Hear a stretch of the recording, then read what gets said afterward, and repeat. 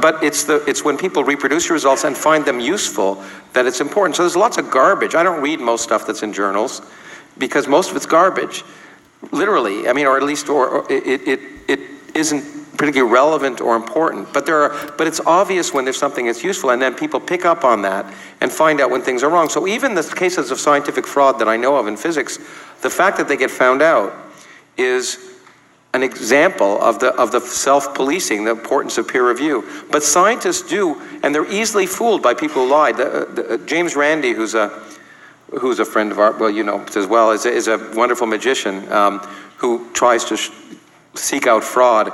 And there was a study being done on ESP at Princeton, and he trained 2 of his people to do tricks and go into the study.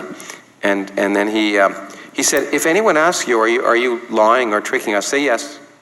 Okay? And of course the study was done, and there were 2 candidates who were demonstrated to have ESP, and it was the 2, because scientists never think people are lying. So lying, unfortunately, can get you at a certain stage. But I think, on the whole, the scientific enterprise is doing very, very well. I don't know if you...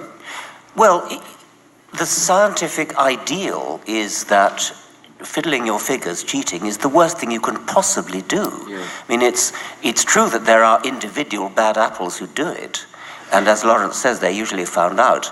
But science is the one profession where everybody knows that if people fiddle their figures, the whole of science will simply crumble. There's no point in doing science if you fiddle your figures. Other professions, like being a lawyer, for example, you're paid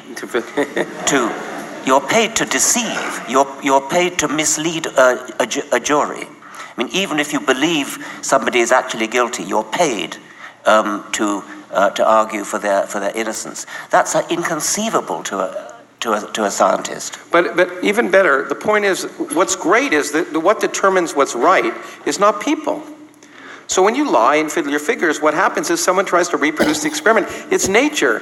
And so when the experiment isn't reproducible, it gets thrown out. And that's what's wonderful. That's what I mean by the lack of authority. It's true that an individual can cheat and lie and get ahead at a certain point. But ultimately, it's the science, not the scientists. And the science goes by nature. And if the experiments of later people can't reproduce it, then people throw it out. That's what's so great. It's not based on someone's word or oath or how many Nobel Prizes they've won. Unfortunately, that rings truer for physics, where you expect experiments to be perfectly reproducible. In biology, where it's also complicated and messy, if an experiment is repeated and doesn't give the same result, it isn't automatically assumed that the first one was cheating. It's assumed that there's some complication that was overlooked. So it is more difficult in biology, and it's probably true, in fact, that there is more fraud, I suspect, in medical research. And it's harder in social science. That's why physics is I say it all the time, people think I'm joking, I do physics because it's easy. It's the easiest. And all these other things are much harder. And that's why we just hit the low-hanging fruit. But we haven't any women